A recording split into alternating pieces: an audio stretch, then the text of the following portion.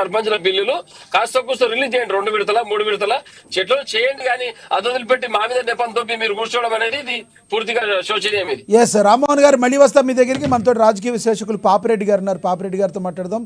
పాపిరెడ్డి గారు నమస్తే అండి. నమస్కారం. బీఎస్సీ నుండి బీఆర్ఎస్ ఎంఐఎం వాకౌట్ చేసి మీరు కూడా చూసే ఉంటారు.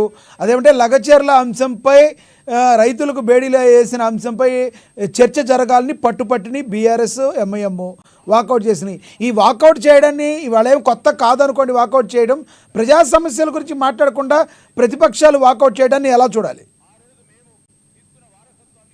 ఇప్పుడు వాకౌట్ చేయడం కూడా అసెంబ్లీ సాంప్రదాయాలు ప్రజాస్వామ్యంలో ఒక భాగమే.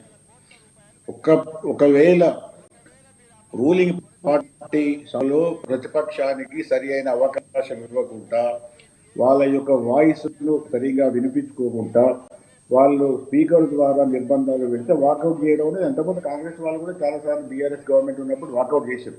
వాకౌట్ చేయడం చేయకపోవడం అనేది పెద్ద సమస్య కాదు. కాకపోతే ఇక్కడ అసలు విషయాలు ఏంటంటే, ఒక విశ్లేషకుడుగా ఒక బీఆర్ఎస్ కాంగ్రెస్ కు సంబంధం లేకుండా ఒక ప్రజల తరపున నేను మాట్లాడదలుచుకునే విషయం ఏంటంటే,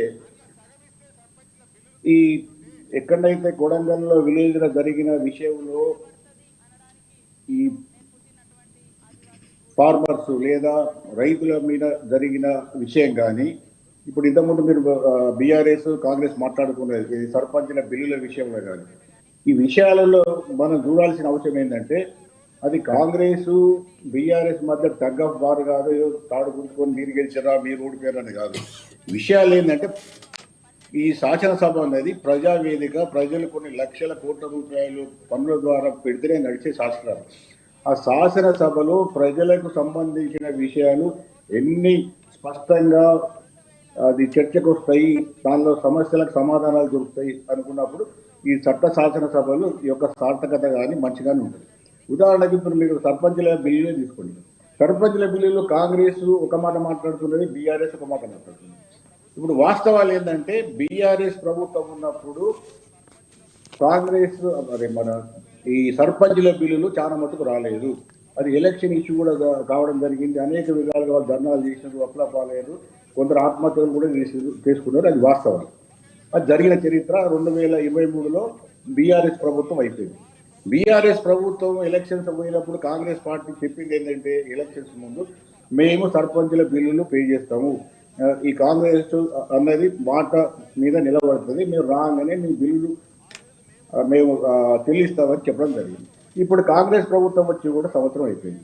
కాంగ్రెస్ ప్రభుత్వం 1 ఇయర్ అయిపోయిన తర్వాత కూడా ఇంకా బీఆర్ఎస్ వాళ్ళు అప్పులు చేశారు. బీఆర్ఎస్ వాళ్ళు అప్పులు చేసి పేరు, వాళ్ళు 5 లక్షల కోట్లు అప్పులు చేశారు, ఒక చిన్న చేయలేదు. దానిలో ఇవి కూడా కొన్ని ఉన్నాయి. కానీ ఇవాళ మీది ప్రభుత్వం, మీది కాంగ్రెస్ ప్రభుత్వం కాబట్టి కాంగ్రెస్ ప్రభుత్వం ఈ సర్పంచుల బిల్లులు చెల్లించాల్సిన బాధ్యత ఉన్నది. నిజంగా ఇవాళ ఇటు బీఆర్ఎస్ కానీ కాంగ్రెస్ కానీ ఒక ప్రజా బాధ్యత ఉన్నది, ఒక గురుతర బాధ్యత ఉన్నది. ఇప్పుడు ఒక అసలు ఎంత బకాయిలు ఉన్నాయి, మొత్తం సర్పంచులకు ప్రభుత్వం చెల్లించాల్సిన బకాయి ఎంత ఉన్నది, దాని అమౌంట్ ఎంత, దాన్ని ఎన్ని దఫాలుగా మేము పే చేస్తాం, 2 దఫాల 3 దఫాల 2 ఇన్స్టాల్మెంట్స్గా 3 ఇన్స్టాల్మెంట్స్గా ఒక టైం బౌండ్ పెట్టుకొని మేము ఇట్లా చెప్తా ఉంటే బాగుండేది. ఏమైతున్నది, ఇష్యూలో కూడా మాట్లాడుతారు, ఒక ఎమ్మెల్సీస్ అంటే ఒక పెద్ద ఎత్తున తీసుకుపోతారు, బైకాట్ అంటున్నారు, లేకపోతే వీళ్ళు గొడవ అంటున్నారు. ఇప్పుడు వాళ్ళు మాట్లాడిన దాంట్లో సీతక్క గారు మాట్లాడినా, హరీష్ రావు గారు మాట్లాడి, ఎవరు మాట్లాడినా సమస్య సర్పంచుల యొక్క బిల్లులు. సర్పంచుల బిల్లులు ఎప్పుడు చెల్లిస్తారన్నది వాళ్ళు ఇంత చర్చ జరిగినా కూడా అసలు విషయం ఏది రాలేదు. అసలు ఇప్పుడు ఇస్తారా కాంగ్రెస్ ప్రభుత్వం, ఇదాగా బీఆర్ఎస్ ఎగ్గొట్టింది కాబట్టి మేము కూడా ఎగ్గొట్టామంటారా? ఇప్పుడు ఎందుకంటే వాళ్ళకి కావాల్సిన ఖచ్చితమైన సమాధానం, సర్పంచులకు టైం బౌండ్ ప్రకారం ఒకసారి చెల్లిస్తారా, 2 సార్లు చెల్లిస్తారా, 4 సార్లు, ఏదో ఒక కార్యాచరణ ఉంటే బాగుండేది. అట్లా కాకుండా కేవలం ఆరోపణలు, ప్రత్యారోపణలు, బురద తల్లుకోవడాలు, వీరావేశాలతో ప్రజలకు వదిలేది ఏమీ లేదు. ఈ పార్టీ కాదు ఆ పార్టీ, అందరూ కూడా ప్రజలు చూస్తున్నారు. ఈ పార్టీలు కుమ్రాట కాదు, ప్రజల సమస్యల పరిష్కారం కావాలి. కాబట్టి ఈ నా ఉద్దేశంలో శాసనసభ అనేది ప్రజల యొక్క సమస్యలను ప్రతిబంధించే ఒక అర్థంగా ఉండాలి. కానీ ఈ ఏదైతే ఇండివిజువల్ కొట్లాటలు తగాదాలు కాదు, ఒకరి మీద ఒకరు బురదలు కొట్టడంతో అది ఆ బురదంతా ప్రజల మీద పడుతుంది. కాబట్టి దయచేసి ఇటువంటివన్నీ వదులుకొని ఇప్పటికైనా సర్పంచులకు కాంగ్రెస్ ప్రభుత్వం ఇప్పటివరకు ఇస్తుంది అన్న ఒక టైం చెప్పాలి. శ్రీధర్ బాబు చూస్తాను కనబడుతున్నది, ఆయన మా సీతక్క అట్లా అనేది కాంగ్రెస్ ప్రభుత్వం బీఆర్ఎస్ ప్రభుత్వం అట్లా చేసినారు. మేము ఎప్పుడు ఇస్తాం?